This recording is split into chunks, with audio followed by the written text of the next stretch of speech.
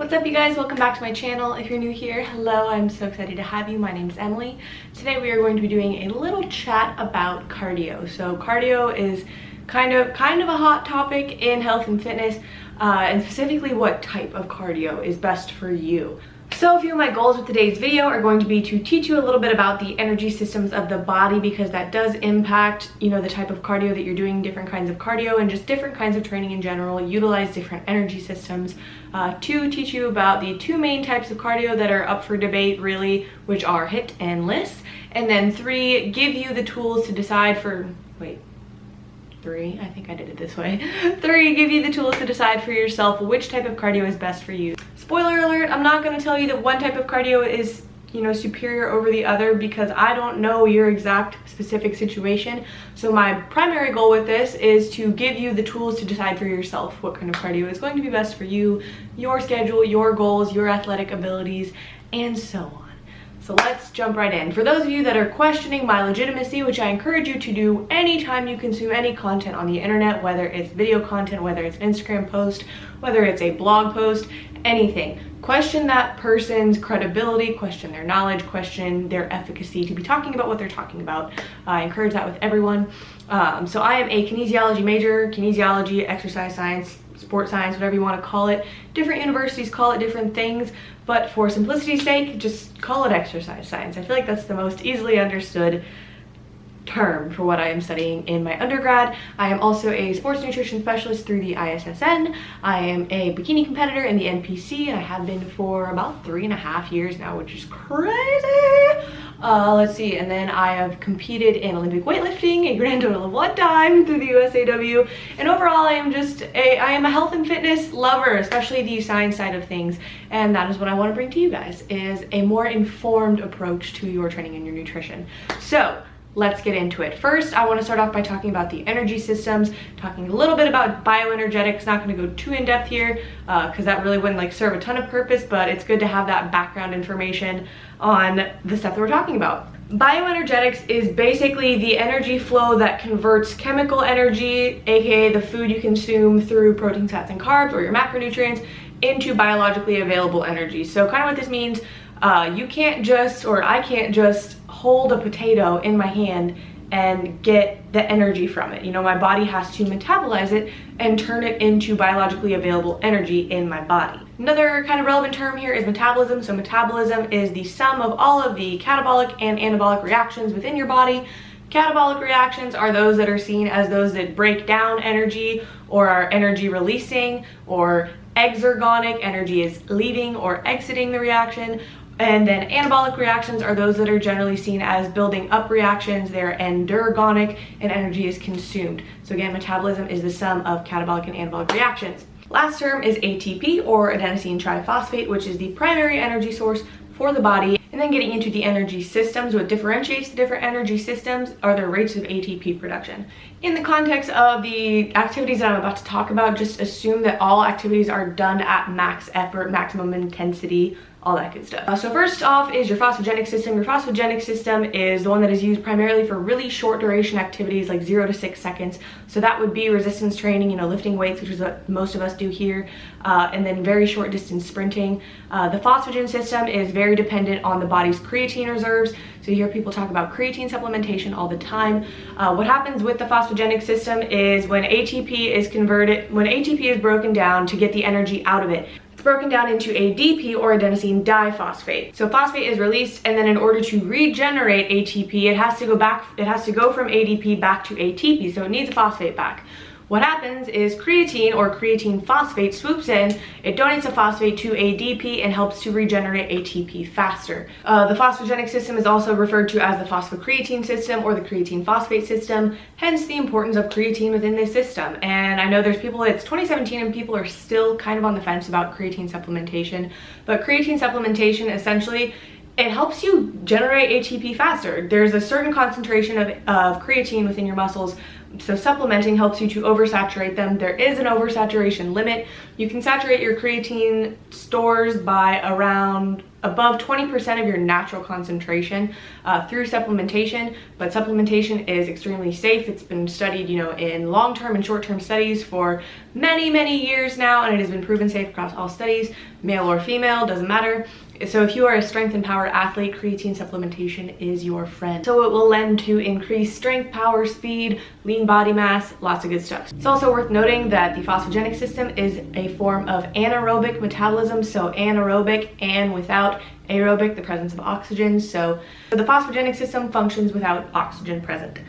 So getting into energy system number 2 is your glycolytic system or glycolysis. There are 2 different types of glycolysis. There is anaerobic or fast glycolysis, and there is aerobic or slow glycolysis. We're going to focus primarily on anaerobic glycolysis. The glycolytic system is responsible for activities that range from 6 seconds to 2 to 3 minutes. Again, we're assuming max intensity here. So some examples of that would be mid-distance sprinting, like 50-meter freestyle swims, gymnastics, high intensity interval training as your cardio, circuit training, things like that. So it's important here that the glycolytic system, glycolysis, its sole energy source is carbohydrate. So if you break down the word glycolysis, you have glyco or glucose, sugar, lysis, breakdown. So the breakdown of sugar. So you can't put protein or fat into glycolysis and expect it to work. It needs carbohydrate as its fuel. It needs glucose as its fuel. If you've heard the term lactate or lactate threshold, glycolysis is also where lactate is formed. That's what differentiates fast and slow glycolysis. But anyway, if you've heard of lactate, your lactate threshold, that pertains to anaerobic glycolysis. And this is important because a higher lactate threshold in the context of an athlete is going to mean that they're able to stay in the ring longer, they are able to run faster for a longer period of time before fatiguing, they're able to last longer on the field, all that good stuff. So you can see where having a higher lactate threshold as an athlete would be kind of advantageous. But again, like I said, in the context of cardio, high intensity interval training, cardio is primarily a glycolytic activity, if you will. So then getting into our third energy system, we have the oxidative system. The oxidative system is primarily for low intensity activities that last longer than 3 minutes, and it is a form of aerobic metabolism, so oxygen is required. If you've heard of things like fat oxidation, so fat and carbohydrate are the primary fuel for the oxidative system, especially fat. If you've heard of fat oxidation, which is essentially what fat loss is, fat oxidation, oxidative system, kind of getting it a little bit. This energy system is primarily used for endurance activities, so you think endurance running like marathon runners or half marathon runners, endurance cyclists like Lance Armstrong, or let's see, cross-country skiers, things like that, and then also for low intensity steady state cardio. And then it's also important to note here that no single energy system is ever working alone. So there's always a blend of the 3 different energy systems working at any given time. The degree of which one energy system is contributing over another depends on the intensity and the duration of the activity being performed, if that makes sense. So it's never just your phosphogenic system working, it's never just your glycolytic system working, it's never just your oxidative system working. It's a blend with varying ratios of different systems working. For example, if you are doing a snatch, you are going to predominantly be using that phosphogenic system that we talked about. If you are a cross-country runner, you will primarily be using your oxidative system as opposed to the other 2. But it's never just one at once. So what does all of this mean? We need some practical application here, otherwise all this jargon is useless. So let's get into talking about the 2 different types of cardio that are often up for debate within the fitness community. So we have LISS, which is low intensity steady state cardio, and we have HIIT, which is high intensity interval training cardio. LISS cardio relies primarily on the oxidative system like we talked about before. An example of LISS cardio would be the ever so popular hashtag 30-minute stair gang. LISS usually includes people going at a relatively slow or moderate, steady pace for the duration of their activity.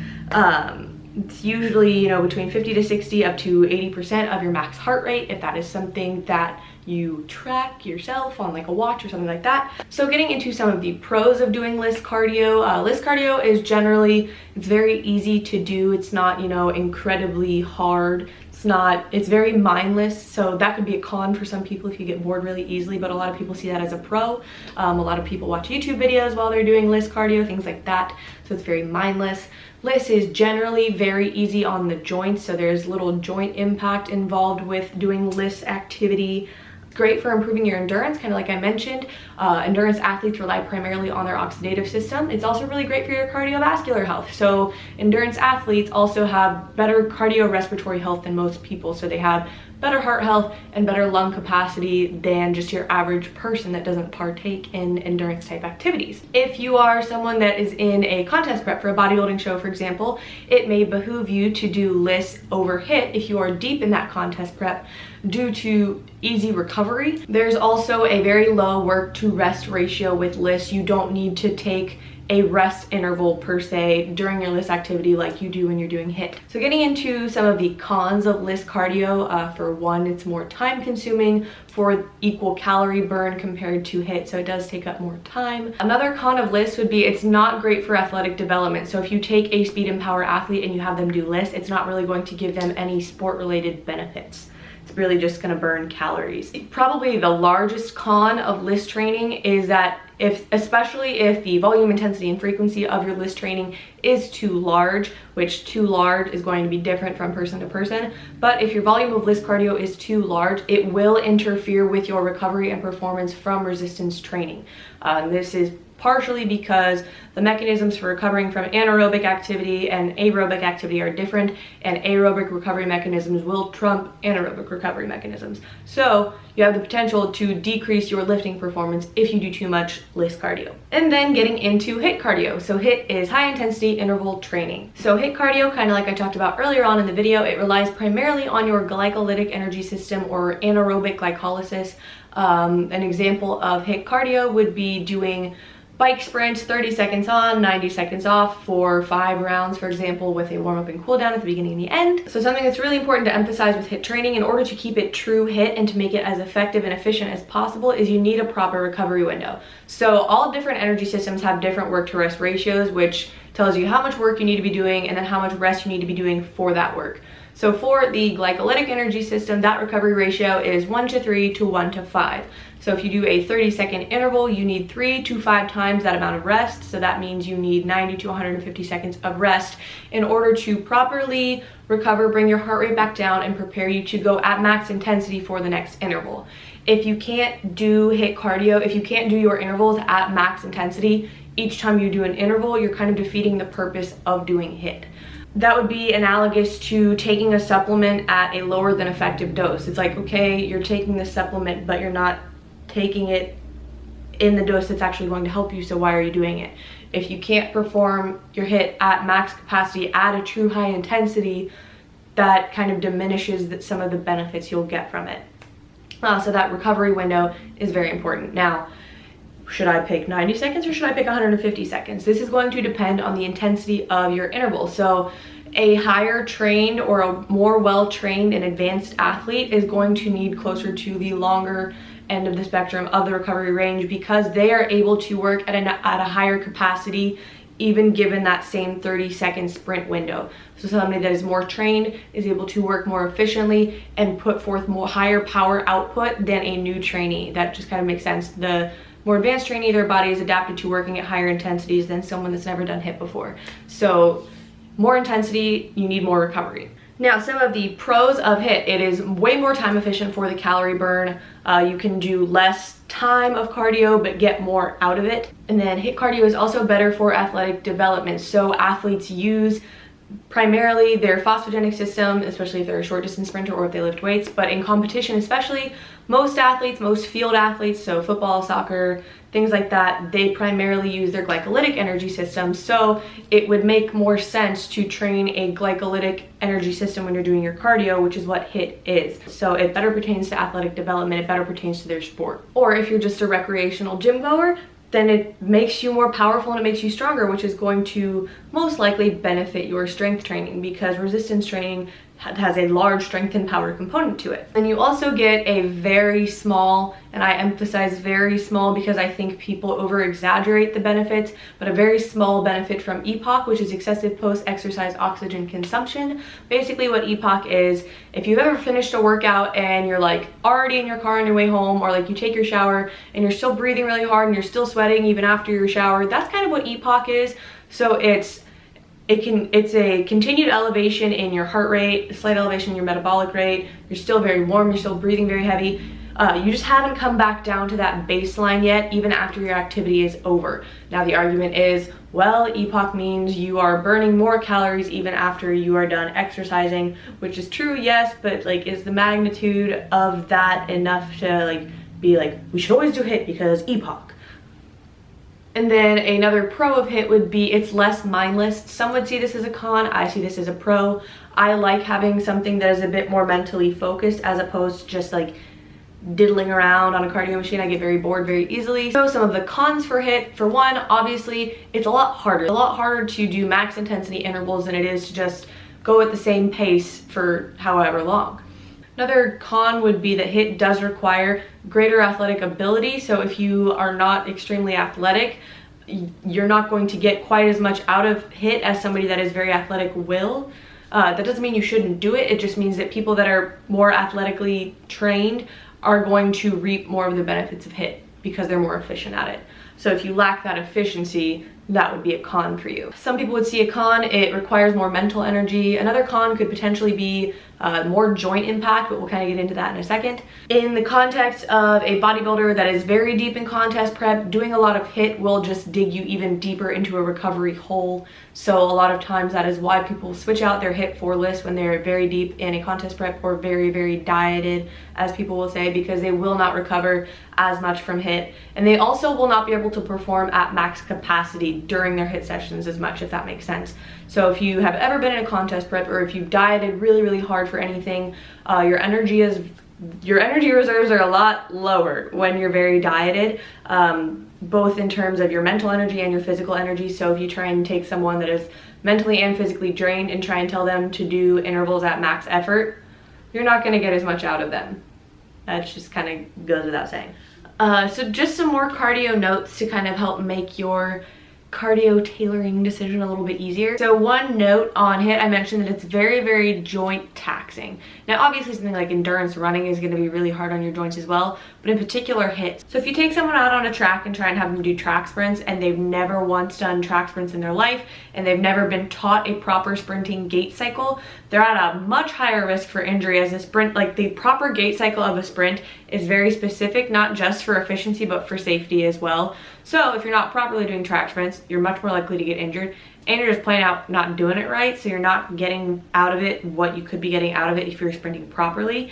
However, and track sprints are very hard on your joints, but if you go and take that and you go on a bike, on like a spin bike, I'm pointing over here because my spin bike's over here, but if you do bike sprints, they're a lot less hard on your joints. There is no eccentric component with a cycling motion, so there's a lot less just overall taxation. And also, bikes have like zero learning curve. You get on, you pedal. That's not nearly as hard to learn as a proper sprinting or running gait cycle. So with bike sprints, during your sprint, you're going really, really fast. And then on your recovery, you're just like, you're going slower. There's not a whole lot of complicatedness to it.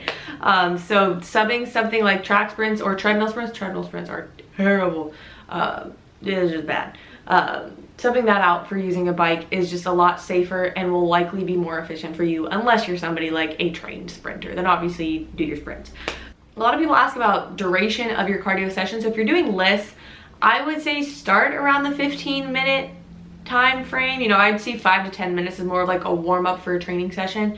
15 plus minutes is probably a good starting point for an actual cardio session. I would say my sweet spot for list sessions is like 25 to 30 minutes. I've had to do up to like 45 minutes per session during preps and stuff. Some people have to do 60 to 90 minutes at a time during contest prep, but I've never had to do that.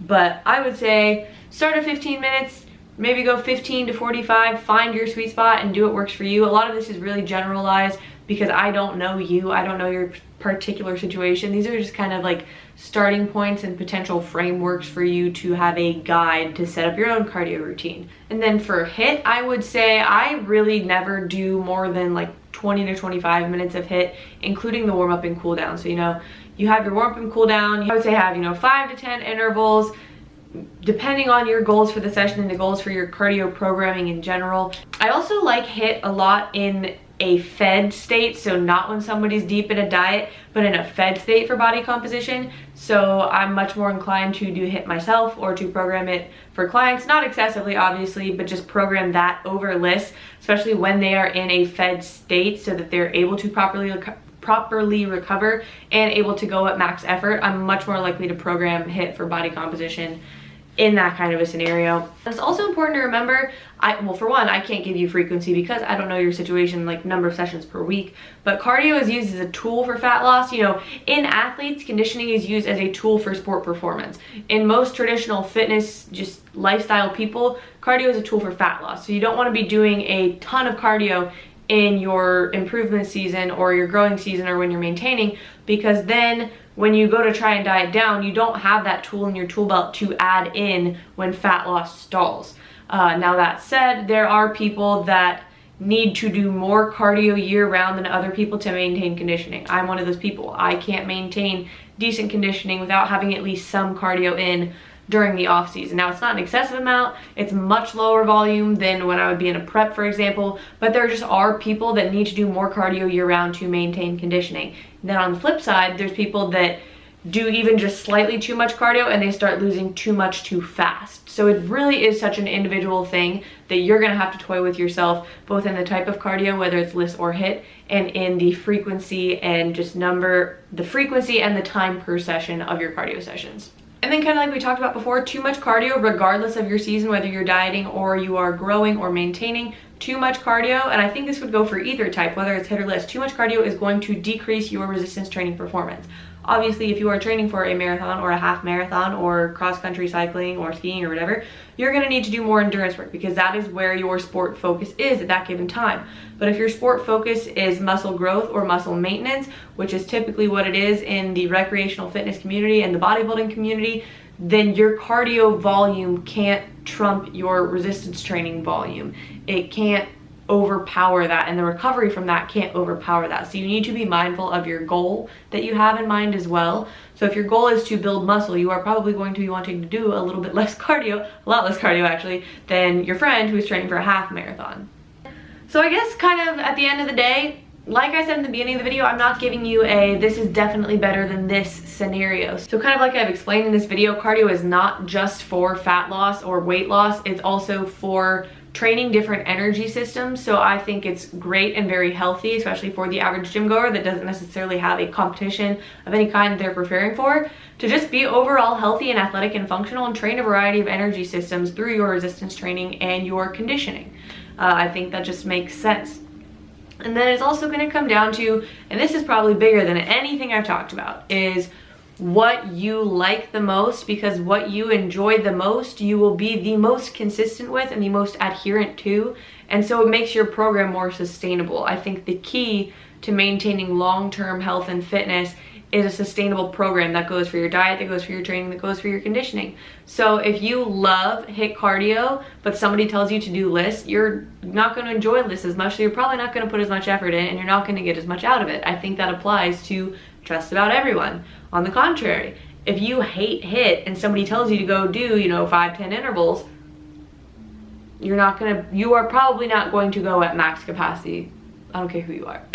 There is a large psychological component with all of this stuff. So hopefully with the information that I've presented to you, you are able to objectively look at your situation, your goals, and discern what type of cardio and how much cardio is going to be the best for you in particular. That's been it for this video. I hope you guys learned something cool in this video. I would love to actually start a series for these more sit down informational talks that I'm doing with you guys. I have no idea what to name it. I haven't given it any thought. So if you have an idea for the series name, leave it in the comments below and I'll do a little giveaway with whatever name I choose. I don't know what I'll give away yet, but we'll figure it out. It'll be something hopefully worth your while. So yeah, leave a comment below if you have an idea for a series name that encapsulates just better informed training and nutrition protocols, you know, training and nutrition that is backed by science, if that makes sense. So if you have a name idea that encapsulates all of that, leave it in the comments below. If you like this video, please give it a thumbs up. That really helps me out knowing what kind of content you guys like and don't like. It also really helps me with the algorithm. And so does your comments, and I also love reading your comments even more than I love them helping me with the algorithm. So go ahead and leave a comment below. If you enjoyed this video, I love you guys. If you haven't subscribed, subscribe already. You can hit the little notification bell if you want to know every time a video of mine is posted. I think that's my little shtick for today. I'll see you guys later. All right, have a good week. Bye. Oh my god, there's a cat outside and it looks like he's going to jump off. Holy crap, he's gonna try and jump off of a second story. God, little kitty, go down. Oh my god, this cat is literally about to like die. I literally can't. This is making me so anxious. I'm sweating. He's literally climbing on the rails of the balcony.